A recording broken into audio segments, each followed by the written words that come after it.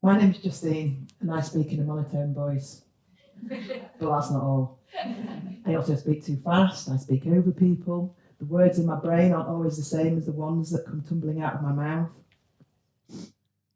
I can talk for hours on things that I think are fascinating, but I might not always realise that you don't. But worst of all, I sometimes have problems with memory. Lucky for me then that today's theme is beyond expectations, and I didn't want any of that stuff to stop me from doing this.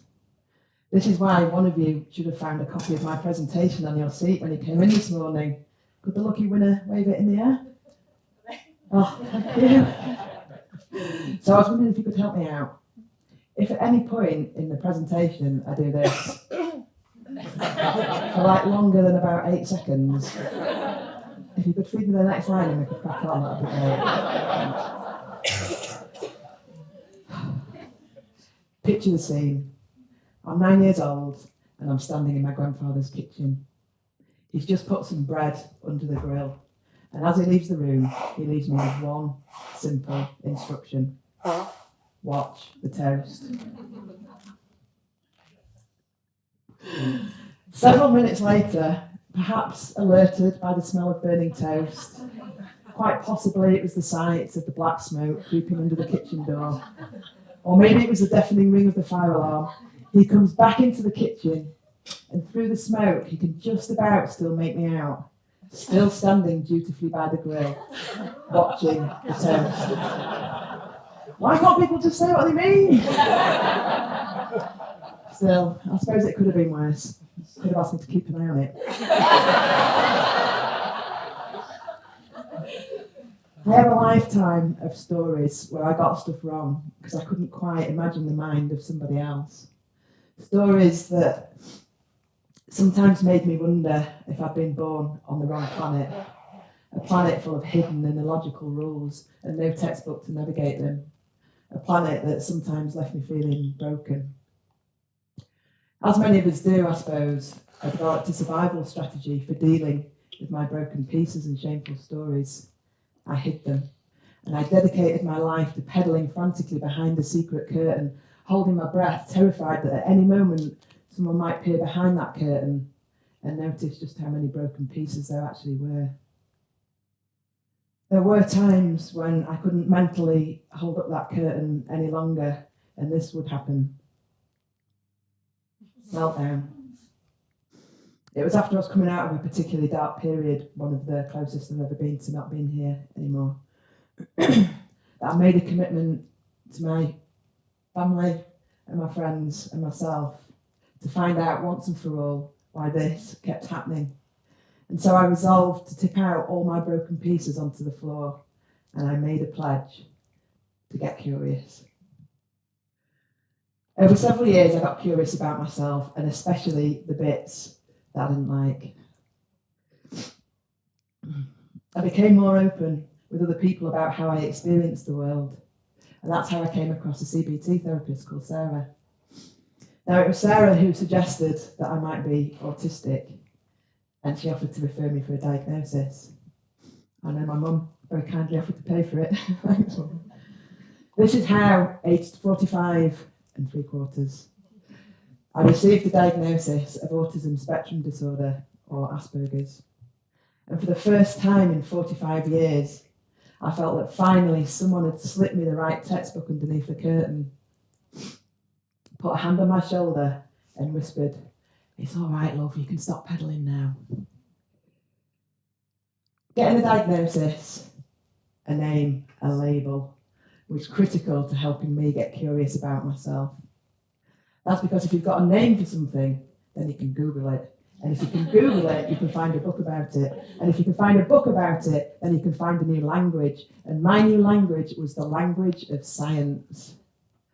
So armed with my new lexicon, I found that I started to rewrite my old stories of shame, but through a kinder, more compassionate lens. And so it was that my old shameful watch the toast story has instead become a story of learning, a story of cognitive science, a story that explains a concept that many people believe to be at the underlying heart of our understanding of what autism is, a concept called theory of mind. And I learned how people like me can often have a deficit in theory of mind, which explains why I can often struggle to imagine the mind of someone else. It was as I was learning about theory of mind that I also started to wonder, could that deficit also have some positive benefits as well and help me out in some of the stuff that I do? Take being a consultant, which is one of my day jobs. I'm sure you've all heard the adage, assume makes an ass out of you and me. Well, making assumptions is the worst thing that any consultant could do. And yet it's precisely because of my deficit in theory of mind that I have no choice but to ask questions, and I can assume nothing. And so I asked loads of questions, and one question in particular, why? Anyone who's seen Simon Sinek's TED Talk will appreciate the value of that one, particularly for a consultant. This then started to shed light on some of the feedback that I'd had from people that I'd worked with over the years, good and bad, but feedback like this. I then started to get curious about other autistic deficits, and there's a lot of them, trust me. Deficits like restricted and repetitive interests, and pattern spotting, which is basically our autistic desire to make connections between things. And I wondered, could deficits like these also play a contributory factor to one of the most elusive and wonderful superpowers of all, creativity?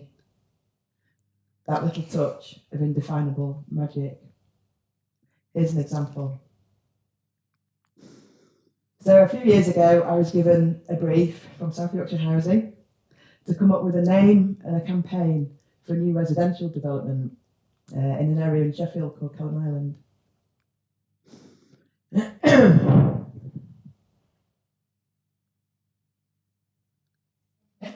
Pardon? In the 10 minutes, thank you. Did I do the face? No, I just let it. Now, in the 10 minutes it took me to get home on the tram, my autistic desire to make connections between my restricted and repetitive interests went something like this. So the name of the road where the development was going to be built was called Dunfields Road. This then triggered my first restricted and repetitive interest, the metaphysical poet John Donne, of No Man is an Island fame. And in particular, a letter that he'd written, which had ended with the phrase, John Donne, and done, undone. This then triggered my second restricted and repetitive interest, my love of Sheffield rivers, and Doncaster ones are all right as well.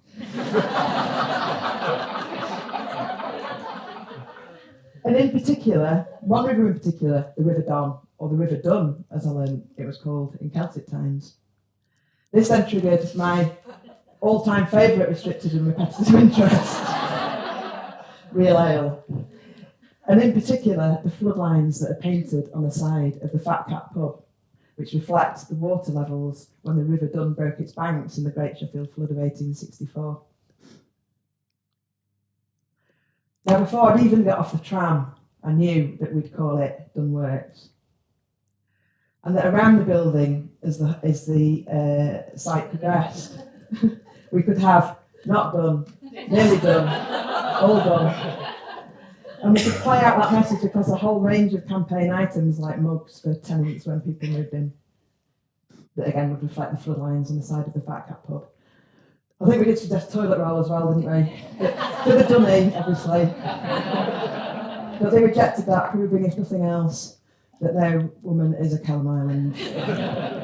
I bet you ain't expecting metaphysical conceit jokes from an autistic person when you got this home. Yeah, will you? Beyond expectations.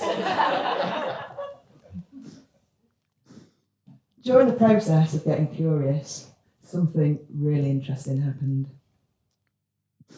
I felt this physical shift through my body, and it was a shift that went from rage and blame to, oh, that's interesting.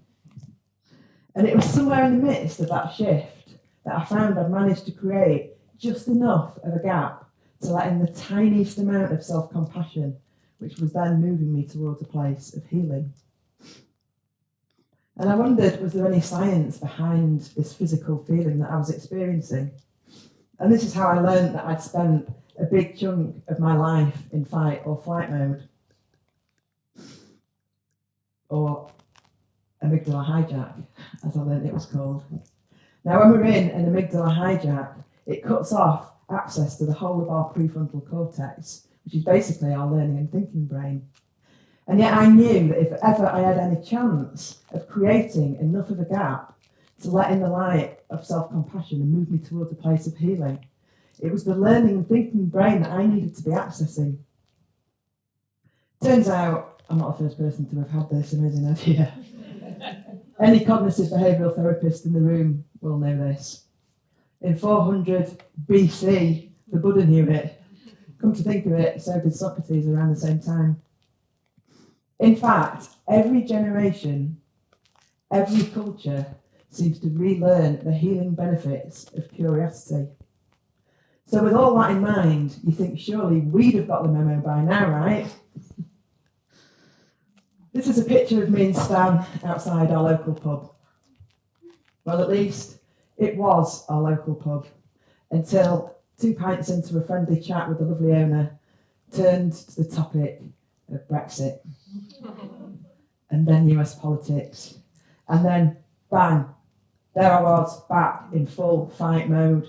I wasn't in learning mode, I wasn't looking at his broken pieces from a place of curiosity and compassion. I was stuck here in fight mode. Reason, logic, understanding, compassion had all left the building, and so then did we.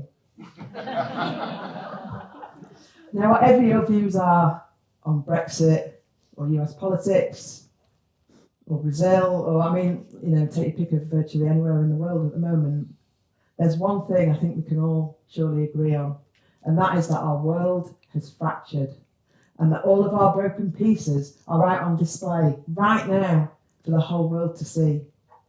But rather than seizing this unique opportunity to pick up and explore each other's broken pieces from a place of curiosity and compassion, we're all still stuck here in fight mode, when we really need to be is here in learning mode. The Japanese have an art form called Kintsugi, or golden joinery, and it's the art of repairing broken pottery with powdered gold. Now, they treat breakage and repair as part of the history of an object, as something to be celebrated rather than something to be hidden or disguised. And I realised that although I started to make a half-decent job of kintsugiing myself, to the extent that I no longer hide my broken pieces, I do really embarrassing things like TED Talks about them. Apologies to family and friends. But the Brexit meltdown made me realise that just getting curious about ourselves just isn't going to be enough. If we're serious about starting to put our world back together, we need to start getting curious about each other. So here's my challenge to you. It's to go beyond your own expectations of others. And it's to get curious with just one person from outside of your own echo chamber, but to have that conversation from a place of learning and curiosity rather than one of rage and blame.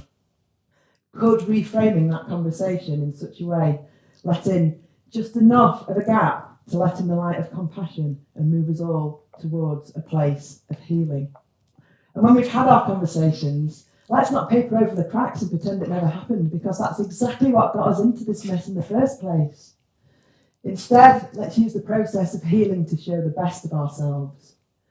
And let's start rebuilding our world. With powdered gold, I was supposed to say there, sorry. I didn't do the face, did I? Turns out I'm not the first person to have had this idea either. And so I want to leave you with a few lines from my old boss's favourite, Leonard Cohen. Ring the bells that can still ring. Forget your perfect offering. There's a crack in everything. It's how the light gets in.